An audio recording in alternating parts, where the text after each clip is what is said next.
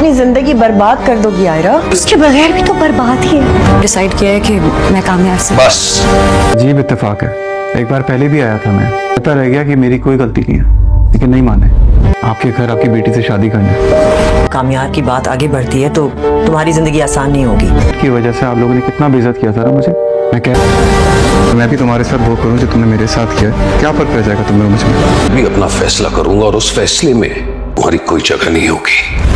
कामयाब और आयरा के दरमियान तमाम मिसअंडरस्टैंडिंग क्लियर हो चुकी हैं, इसीलिए अब कामयाब की मोहब्बत को पहचानते हुए आयरा ये चाहती है कि उसके वालिद साहब उसकी शादी कामयाब से कर दें, क्योंकि कामयाब खुद भी अब दोबारा से आयरा से निकाह करने के लिए उनके घर पहुंच चुका है और अपने ससुर से काफ़ी गिले शिकवे भी करता है कि उन्होंने एक झूठ की बुनियाद पर उसे किस कदर जलील करके अपने घर से निकाल दिया था।